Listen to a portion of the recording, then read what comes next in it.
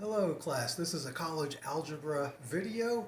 My twin brother Doug, who also teaches college algebra at UNM, is going to present today's lesson.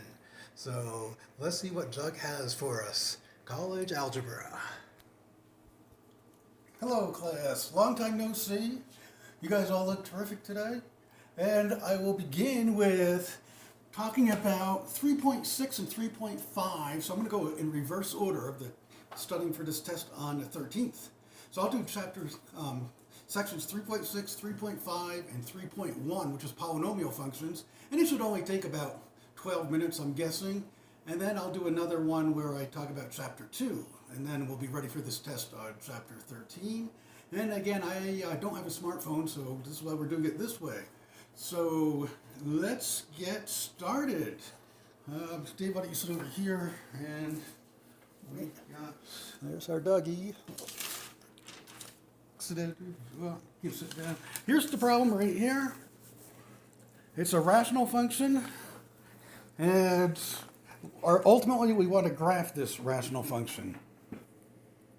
So let me see, hang on.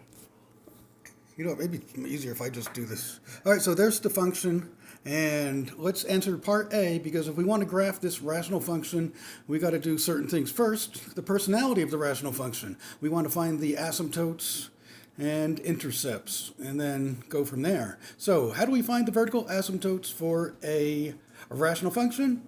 You set the denominator equal to 0 and solve for x. So that's what I'll do right now.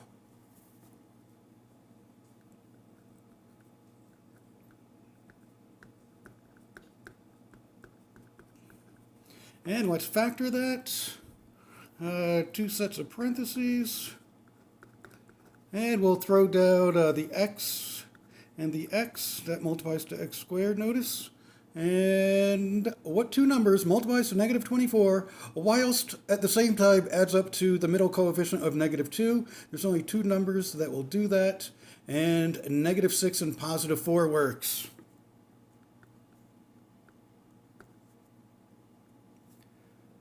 Now we're ready to use the zero factor property to solve for x. And it looks like we're going to get x equals 6 and x equals 4. And those are the equations of the vertical asymptotes. So notice we're getting two vertical asymptotes here. So when I draw my graph at x equals 6, I'm going to draw a dotted line as well as at x equals 4. Let's next find the domain for this rational function. Remember, if you have a rational function, the domain is super related to the vertical asymptotes. All you do is the dipsy doodle. So the domain is simply going to be x cannot equal 6, x cannot equal 4.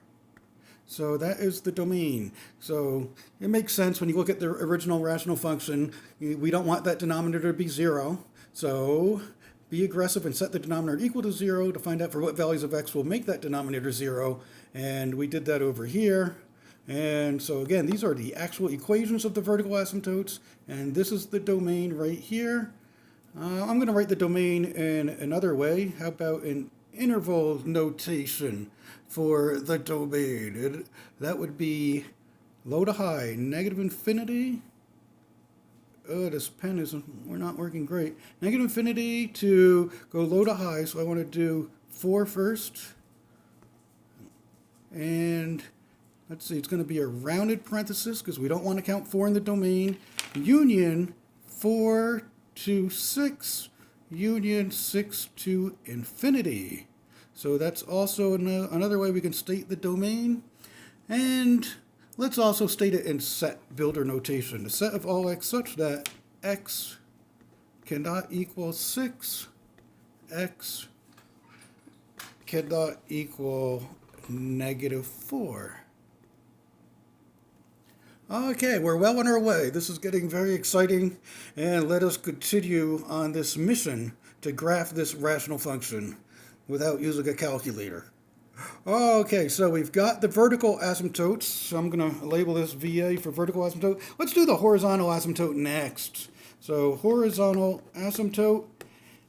How do you find the horizontal asymptote for a rational function? Your first thought should be this. Compare the degree of the numerator to the degree of the denominator. I went over this on Friday, right before spring break. And these are the guidelines for the shortcut ways for finding the horizontal asymptote. So what is the degree of the numerator? The degree of the numerator appears to be 1. Just look at the numerator there, 5x. Isn't that degree there and a 1 there? And what's the degree of the denominator? Look at the term with the highest exponent right there. So it looks like the degree is 2. So the degree of the numerator is 1. The degree of the denominator is 2. And it appears, now once you get the degrees of the numerator and denominator, ask yourself, well, compare the degrees. I think we all agree the degree of the denominator is bigger. Whenever that's the case, the horizontal asymptote will always be y equals 0. I showed this longhand in class on Friday. Because what is a horizontal asymptote, again, for a rational function? That describes the end behavior of the graph for your rational function. In other words, as x gets really big, either positively or negatively, what's happening to those ends of the graph? They're always going to approach the same y value. And in this case, it's going to be y equals 0. So because the degree is bigger in the denominator than in the numerator, we know automatically the degree, we know that the horizontal asymptote is y equals 0. By the way, as an aside, what happens if the degree were the same for the numerator and denominator? Then you divide leading coefficients. Okay, anyway, so we got the horizontal asymptote. That will help us with graphing this. What else do we want to do here? Let's find the intercepts. So again, here's the function, and we want to find the intercepts. Let's find the x-intercept first. I'll do it up here. X-intercept.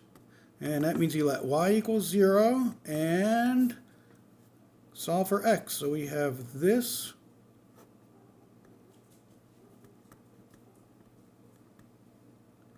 Then we want to solve for x. So how about make it look more like a proportion and set the cross products equal to each other. Or you could multiply both sides by the least common denominator, whatever way you like better. So I've got my proportion. Let's set the cross products equal to each other. Let's sum 5x times 1. That's 5x. Set it equal to the other cross product. What's 0 times x squared minus 2x minus 24? Well, 0 times anything is 0. So we have 5x equals 0, and we set the cross products equal to each other. Let's solve for x, divide both sides by 5, and we get x equals 0. So that is an x-intercept. I can write as an ordered pair. It's also a y-intercept, as it turns out. That's the only ordered pair which is both an x-intercept and a y-intercept. Okay, let's find the y-intercepts. With a function, you can only have at most one y-intercept. Otherwise, it will not pass the vertical line test. So I've got a feeling the y-intercept is going to be 0, 0 as well. But let's pretend we didn't know that. So here comes the y-intercept. Let me write this down. Y-intercept. That's what we're finding now. Let x equals 0. So I'm writing r of 0, letting this x right there equals 0. R of 0 equals, and then you always let x equals 0 and solve for y. So wherever you see an x, make it a 0. And, 0 squared minus 2 times 0 minus 24. So notice it's a little tricky. You got to let x equals 0 for the both numerator and the denominator. And as we continue simplifying, what's 5 times 0? 0 over, what's 0 squared minus 2 times 0 minus 24? That's just negative 24. And what does that simplify to? 0, since 0 is in the numerator there. That just simplifies to 0. So indeed, as predicted, we have the y-intercept then as 0, 0. Well, so we only have one intercept here. That'll make our graphing a little harder. I think we're ready to start graphing. So let's do this. So I'm going to draw the old Cartesian plane, label the axes x and y, and let me write down the function right over here. R of x equals 5x over x squared minus 2x minus 24. Okay, so now we can see that all in one picture there. And we want to graph this. How many branches are we expecting here? Well, it turns out the number of branches is one more than the number of vertical asymptotes. And notice over here we've got 2 vertical asymptotes. So we should expect 3 branches. So we should get 3 branches. It's a nice little clue there. Okay, so I'm going to label all the intercepts, all one of them right here, 0, 0. So I'm going to plot that point right there, 0, 0. One of the branches has to go through that point. Remember, the graph has to go through all the intercepts. And now I'm going to put in the asymptotes. Let's see, we got y equals 0 is a horizontal asymptote. Y equals 0. Isn't that a horizontal line when you have y equals a number? Yes. So I'm going to write y equals 0, horizontal asymptotes. And now I'll put in the vertical asymptotes, which is x equals 6 and x equals 4. So I will plot those. Oh, wait a minute. Let me see. Oops, I made a mistake. X equals -4, that should be. Wow, I'm glad I caught it before the graphing, and I apologize for making that mistake. Some of you caught that, no doubt. So that changes the domain too now. What's the domain going to be? I got to make this a -4. A -4 there. And now that looks svelte. Better late than never. Okay, let's continue now. Now I'm going to draw in the vertical asymptote. So we got x equals -4. So let's see, it goes about right here. X equals -4 vertical asymptote. And x equals 6, which is about here. Make sure you draw in these asymptotes. Don't be bashful. And I like to label it vertical asymptote. So it looks good so far. And wow, it's going to be tough to draw these branches. So let's use this clever idea to help us.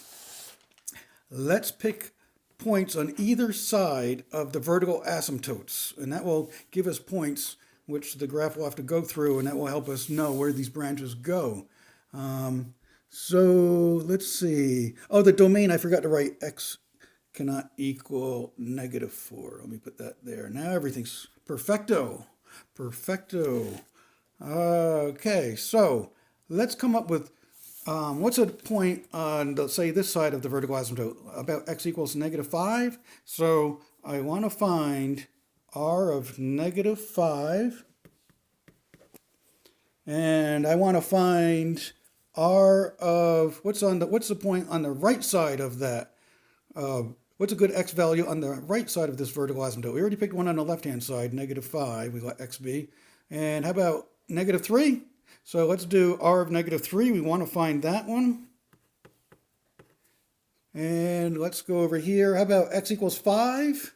Isn't that on one side of that vertical asymptote? Because again, we don't know what this middle branch is going to be. There's going to be a branch in the middle of these 2 vertical asymptotes. It could be looking like this, or maybe it's upside down, or maybe it goes like one of these deals. Or maybe like this.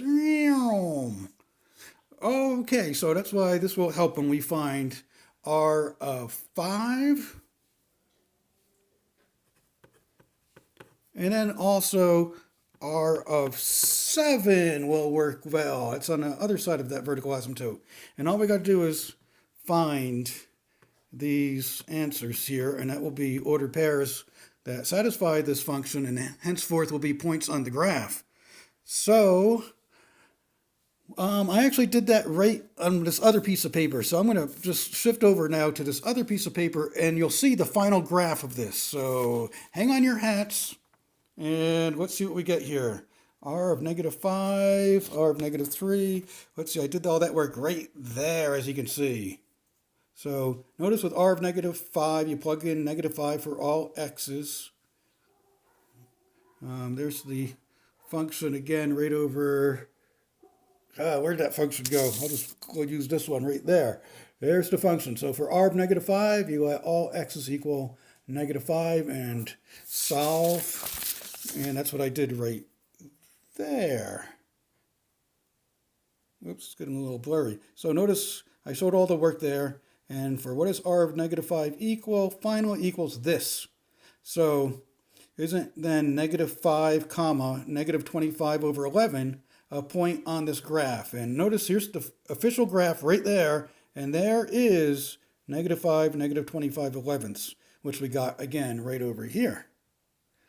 So again, choose points on either side of the asymptotes, the vertical asymptotes, and that will help with the graph. So since that point goes there, now I know one of the branches, it's got to go through that point, and use these asymptotes as guidelines for your branches. Remember, your graph can never touch or cross a vertical asymptote. So that's why that graph looks like that. And notice this middle graph. It turns out it looks like that because what was r of -3? We got that. I didn't show the work here, but this is the answer. I did the work somewhere else. It's 15/9. And where is -3 15/9? It's right there. -3 15/9. So the graph has to go through there. Then I also found this point here, which was r of 5. Notice that's -25/9. So that's why it's below the x-axis. So when r is 5, go down -25/9. So that's the middle branch. So notice how it helps when you draw those points. And then here's the other point. When you got x equals 7, we got 35/11, a positive number. So that's that point right there. And then we can guess the branch is going to look like that. Notice how the branches hug the asymptotes. So there it is. That is the graph. The golden, there's some term for that, some kind of cup where you want to find that thing. It comes from a movie. I can't remember. Anyway, so that takes care of rational functions. Let's move on to one more quick example. The polynomial function. And this one's already done, so this will go real quick. Here it is right there. So I'll just leave it there so you can see what's being asked. Notice they give you the polynomial function in factored form because they're all being multiplied, those factors. So how do you find the zeros? It's very easy to find the x-intercepts or the zeros when it's in factored form. You let y equals 0 and use the zero factor property. So it's easy to come up with x equals -3, x equals 2, and x equals 5. And then what's the personality of the polynomial function? Find their multiplicities. What are the multiplicities of the x-intercepts or zeros? So you look at the factor that gave birth to it. So for this one here, x equals -3, there's the factor right here that gave birth to it. How many times does that factor appear? Look at the exponent. It's assumed to be 1. So that's why the multiplicity is 1 or odd, more importantly. What's the multiplicity for the x-intercept x equals 2? There's the factor that gave birth to it. And how many times does that factor appear? Look at the exponent, which is assumed to be 1. So again, that's why it's odd. Remember, if it's an odd multiplicity, the graph crosses at that x-intercept to 0. And then what about this x-intercept? What's the multiplicity of it? Look at the factor that gave birth to it. And how many times does that factor appear? Look at that exponent, which appears to be 2, and which is an even number. So remember, if the multiplicity is even at an x-intercept, the graph will touch and bounce back at that x-intercept. Notice that 5, 0, doesn't the graph touch and bounce back? It doesn't go through. And what's the degree? 4. All you do is you add up these exponents. 1 plus 1 is 2 plus 2 is 4. What's the power function? It's related to degree. Wouldn't it be y equals x to the 4th? Because you got x times x times x squared, which is y equals x to the 4th. I'm going to write that down. Y equals x to the 4th. That is the power function. And remember about the power function. That tells you about the end behavior of the graph. It's an even degree power function. So that means the ends go in the same direction. They both go up in the same direction since the coefficient of that power function is positive. So they go up in the same direction. So I like to start, you read a graph left to right. So start over here. You got to go hit all these intercepts. And notice right here at x equals -3 or -3 comma 0, it says it's an odd multiplicity. So the graph crosses. So that's why you keep going. Oh, this was the y-intercept. We got that. So we know we have to go through that point. And notice we go through that x-intercept, touch and bounce back. And sure enough, both ends are going up in the same direction, which is what happens with an even degree power function. So, you might as well film me, Dave, here. That's the end of lesson number 1. So we finished 3 different sections, and I'll do more in the next 1, 2, or 3 days, chapter 2. All right. Good luck, everyone. See you later.